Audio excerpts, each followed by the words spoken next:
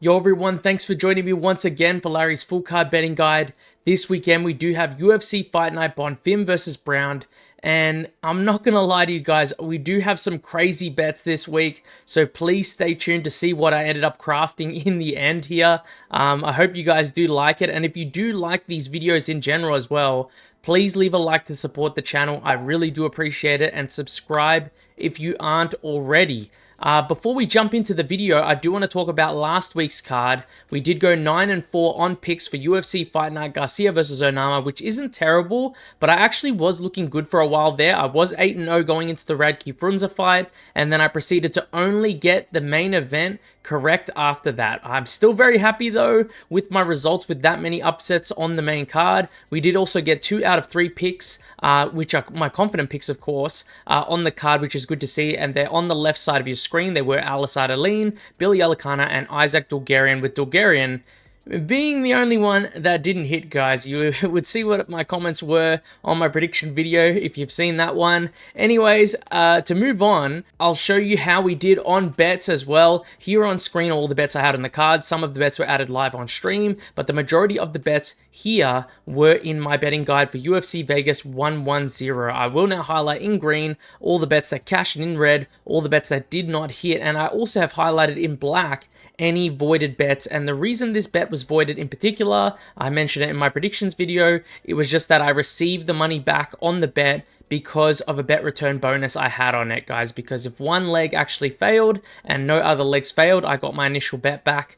That's what I did there. So now that that's actually cleared up there, guys, you guys can see overall that my biggest bets did actually cash on the card for the most part, but I was just shy of breaking even, which isn't bad to be fair, especially with so much that was happening on the card, with a few of my bets not cashing just because of Isaac Dulgarian, guys, if you know what I'm talking about. The last thing I do want to mention before we get into the video now is the fact that there is another short notice fight on this card that I haven't even given a prediction for. Jackson McVey was originally meant to fight Robert Valentin before Robert Valentin ended up pulling out of that contest with him. Then Dante Johnson stepped in on extremely short notice after fighting last weekend and was going to fight Jackson McVey, but he actually couldn't fight him because he couldn't get cleared to fight again on such a short turnaround, which is unfortunate. But now we finally have a matchup that's going to go on here, and it's going to happen, guys, for sure, I believe. I hope so.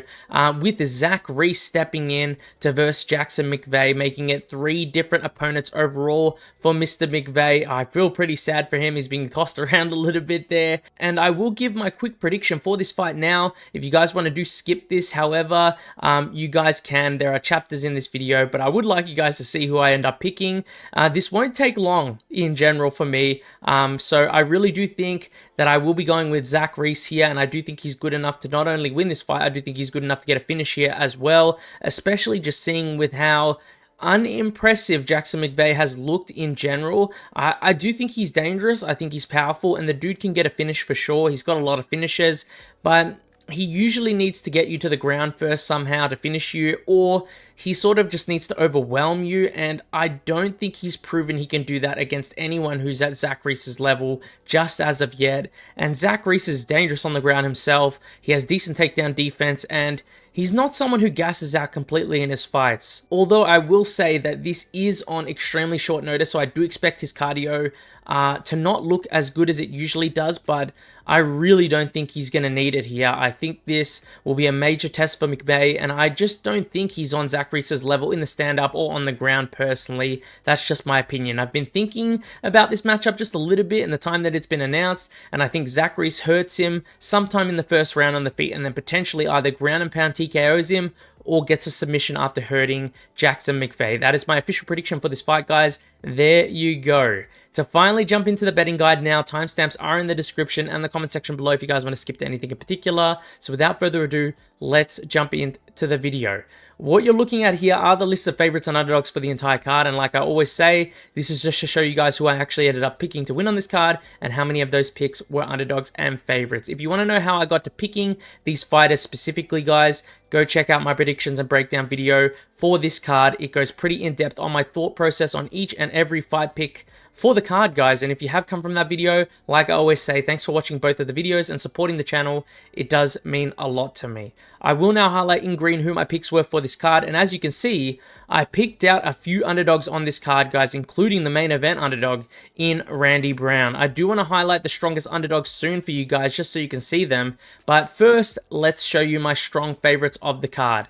As you can see here for the strong favorites section, I've picked Reese, Josh Hockett, Ricky Simone, and Joseph Morales as my strong favorites on this card. The numbers next to the fighters' names are just a return on them that you will get on them if you were to bet on them. So, for example, if you were to bet $100 on Joseph Morales to win, it would net you a profit of $25 overall, guys. And for my American viewers, as far as I know, when he has the minus 400 next to his name, that's how much money you'll have to bet on the fighter to win $100 profit back on your bet. Let's now jump into the solid underdogs I've chosen for this card, and I've personally chosen Jamal Emmers, Christian Leroy Duncan, Muslim Salikov, and Randy Brown as my picks for solid underdogs on this card. If you guys want to know more in general, like I just said before, and all my reasoning about picking these underdogs, guys, just go check out the predictions and breakdown video, guys. Help me out, show your support there. I'll put a link to it somewhere on this video if you guys want to check that out. Now that we're on to my locks of the card section, this week, I have ended up choosing Joseph Morales as my favorite lock of the card, and I do really feel most confident in him. He's just very impressive. He's impressed me a ton recently, and Matt Schnell is someone that has not only been losing recently, he's been losing by finish a ton and is known as someone who's not very durable at all. I think he gets finished early on here, in my opinion. Let's now move on to the underdog lock of the card, and guys, as you know, I've chosen a few underdogs on this card, but I did decide to pick Randy Brown as my underdog lock of the card, and the dude is just so underrated, and I really do think he survives the early grappling here against Bonfim in round 1. I expect it. I think it's going to happen almost certainly, but then I believe he's going to take over and win this fight fairly easily, maybe even potentially by TKO in rounds 3, 4, or 5. Moving on now to the high risk, high reward section of the video, and this section is where I highlight one fighter on the card that I think has completely juiced odds relative to their chances of winning. It could be a fighter I haven't even necessarily picked to win on this card, but it is someone that I think has a better chance to succeed than the odds makers do say, and the fighter I've chosen for this week is actually Christian Leroy Duncan, guys, and I mentioned in my predictions video, like the predictions and breakdown video that I made, that I do think that Marco Tulio just feels like a little bit of a trap to me here since his odds are really good. And I do think Marco Tulio does win this fight a good amount of the time. I'm not saying that he doesn't, but I think that CLD is just a really tough dude to beat, and I think there is a good chance that he causes an upset here.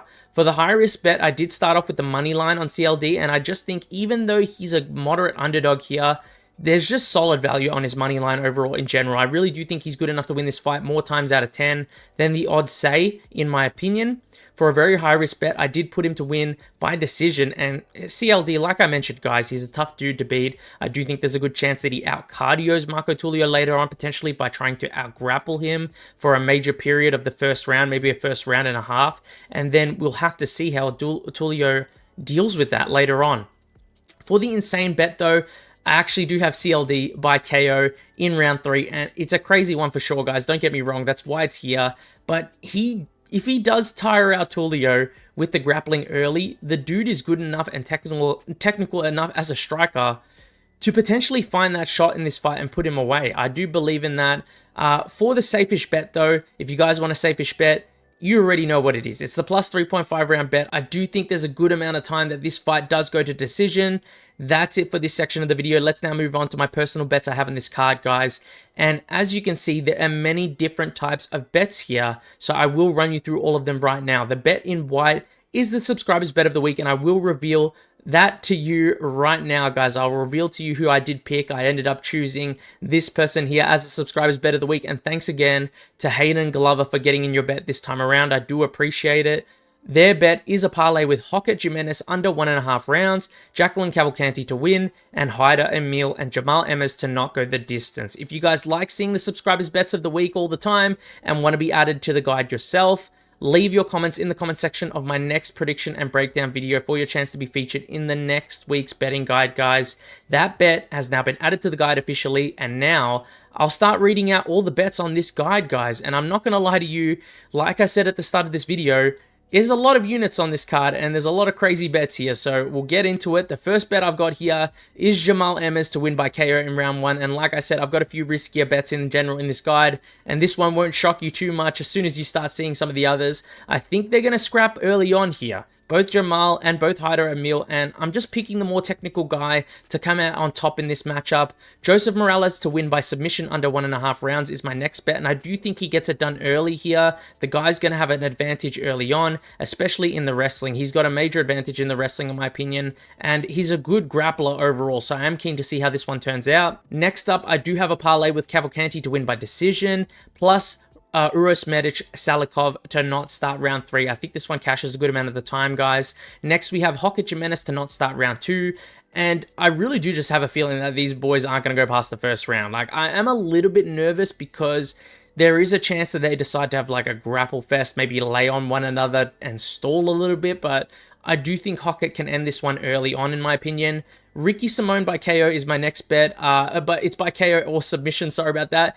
And I just think he catches Barcelos here in something, probably more so by KO in my opinion, but he could do it on the ground as well if there's a decent scrap. He's got a good guillotine. My next bet is Denise Gomes to win under 2.5 rounds, and I just have this feeling for some reason that she KOs Tisha Pennington here. You don't have to jump on this one with me, guys. I'm just saying this. It's more so that I do think that Tisha is just defensively lax, and the way she closes the distance, I just don't like it at all. And Gomes is a really hard puncher, and she's just a solid technical striker in general. My next bet is a parlay with Zach Reese and Daniel Marcos, and I just feel quite good about this one because I do feel quite good about both of them in general to win their fights. The next bet I have after that is the subscribers bet of the week, guys, so you guys already know what that one is. And then after that one, it is my confident picks list as a parlay with Josh Hockett, Ricky Simone, and Joseph Morales. Lastly, to finish it off, I have a main card parlay just without CLD and Tulio because I was able to get boosted odds actually on this parlay. It does include Ismail Bonfim, Salikov, Morales, and Randy Brown. For all my single fighter bets though, I do have Randy Brown, Muslim Salikov, and Jamal Emmers, and I've placed a bet on each of their money lines, guys, here, and I just think the odds were very decent at the time I got them, and as you can see after reading all of them, I've got a good chunk of money on the two underdogs in Randy Brown and Muslim Salikov, so I'm hoping the best for them come this weekend. That's it for this betting guide, guys. Good luck to everyone watching. I hope you guys do well on the card. I hope you guys enjoy the card in general. If you do like the videos, like I said earlier on, please leave a like on the video. Please subscribe if you're not already. I appreciate all the support. Please leave a nice comment in the comment section if you do like it. Thanks for watching, guys, and see you guys next time.